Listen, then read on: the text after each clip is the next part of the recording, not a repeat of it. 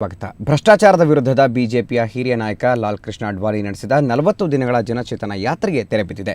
ದೆಹಲಿಯ ರಾಮ್ಲೀಲಾ ಮೈದಾನದಲ್ಲಿ ನಡೆದ ಬೃಹತ್ ಸಮಾರೋಪ ಸಮಾರಂಭದಲ್ಲಿ ಅಡ್ವಾಣಿ ಕೇಂದ್ರ ಸರ್ಕಾರದ ವಿರುದ್ಧ ಹರಿಹಾಯ್ದರು. ಯಾತ್ರೆ ಮುಗಿದರೂ ಭ್ರಷ್ಟರ ವಿರುದ್ಧ ತಮ್ಮ ಹೋರಾಟ ನಿರಂತರ ಅಂದರು.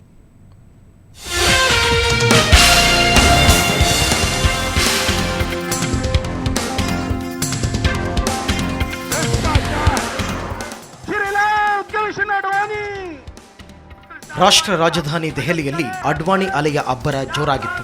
ಅಡ್ವಾಣಿ ಘಾಜಿಯಾಬಾದ್ನಿಂದ ದೆಹಲಿಗೆ ಬರುತ್ತಲೇ ಗಡಿಯಲ್ಲಿ ಭವ್ಯ ಸ್ವಾಗತ ದೊರೆಯಿತು.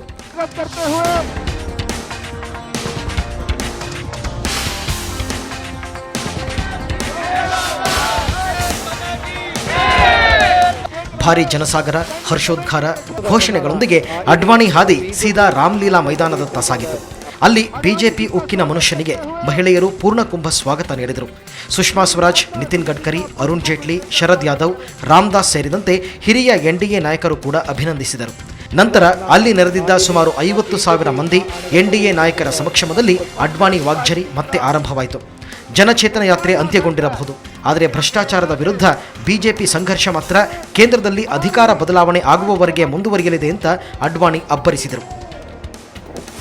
भ्रष्टाचार तो होता है रुपए पैसों का, लेकिन ये तो दुष्टाचार है, और ये जो दुष्टाचार है वह तो निश्चित रूप से खत्म होना चाहिए.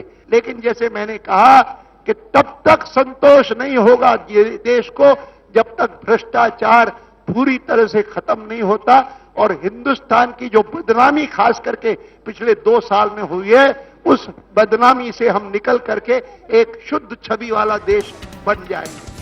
ವಿಶೇಷ ಅಂದರೆ ಅಕ್ಟೋಬರ್ 11ರಿಂದ 22 ರಾಜ್ಯಗಳು, 5 ಕೇಂದ್ರಾಡಳಿತ ಪ್ರದೇಶಗಳಲ್ಲಿ ಸುಮಾರು 8,000 ಕಿಲೋಮೀಟರ್ ಯಾತ್ರೆ ನಡೆಸಿ ಬಂದರೂ ಇಳಿವಯಸ್ಸಿನ ಅಡ್ವಾಣಿ ಮೊಗ ಕೊಂಚವೂ ಕಳೆಗುಂದಿರಲಿಲ್ಲ. ಆಯಾಸ, ದಣಿವಿನ ಲಕ್ಷಣಗಳಿರಲಿಲ್ಲ. ಆದರೆ ಅಲ್ಲಿ ನೆರೆದಿದ್ದ ಜನಸಾಗರವನ್ನು ನೋಡಿ ಅಡ್ವಾಣಿ ಕೆಲ ಕ್ಷಣಗಳು ಭಾವುಕರಾಗಿದ್ದಂತೂ ನಿಜ.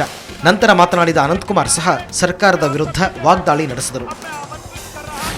पिछले 7 सालों में मनमोहन सिंह और सोनिया गांधी के नेतृत्व वाली सरकार में देश में महंगाई बढ़ती रही, भ्रष्टाचार पनपता रहा.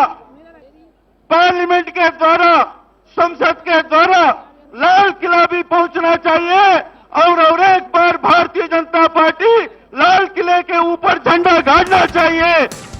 ಭಾಷಣದ ವೇಳೆ ವಾಜಪೇಯಿ ಅವರನ್ನ ನೆನೆಸಿಕೊಂಡ ಅಡ್ವಾಣಿ ಸುಧೀಂದ್ರ ಕುಲಕರ್ಣಿ ಸೇರಿದಂತೆ ಬಿಜೆಪಿ ಸಂಸದರನ್ನ ವಿನಾಕಾರಣ ಸುಳ್ಳು ಆರೋಪ ಹೊರಿಸಿದ್ದು ತಮ್ಮನ್ನು ಜನಚೇತನ ಯಾತ್ರೆಗೆ ಪ್ರೇರೇಪಿಸಿತು ಎಂದರು. ಭ್ರಷ್ಟಾಚಾರದ ವಿರುದ್ಧದ ಯಾತ್ರೆಯುದ್ದಕ್ಕೂ ಜನರೇ ತಮಗೆ ಒತ್ತಾಸೆಯಾಗಿದ್ದರು. ತಮ್ಮ ಜನಚೇತನ ಯಾತ್ರೆಗೆ ಜನಸಾಮಾನ್ಯರು ಜೀವ ತುಂಬಿದ್ರು ಅಂತ ಅಡ್ವಾಣಿ ಸ್ಮರಿಸಿದರು. ಭ್ರಷ್ಟಾಚಾರ, ಕಾಲಾ ಧನ್ ವಾಪಸ್ ಆएंगे.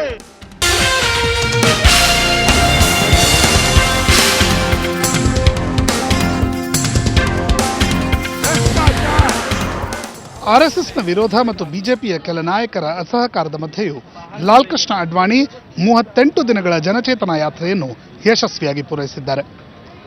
ಆದರೆ ಭ್ರಷ್ಟಾಚಾರದ ವಿರುದ್ಧದ ಜನಾಕ್ರೋಶವನ್ನು 2014ರ ಚುನಾವಣೆಗಳವರೆಗೆ ಹಿಡಿದಿಡುವುದು ಹೇಗೆ ಎಂಬುದು ಬಿಜೆಪಿಯ ಪಾಲಿಗೆ ದೊಡ್ಡ ಸವಾಲು. ಕ್ಯಾಮರಾಮನ್ ಕೈಲಾಶ್ ಗೌರ್ ಜೊತೆಗೆ ಪ್ರಶಾಂತ್ ನಾತು, ಸುವರ್ಣ ನ್ಯೂಸ್ 24/7 ನವದೆಹಲಿ.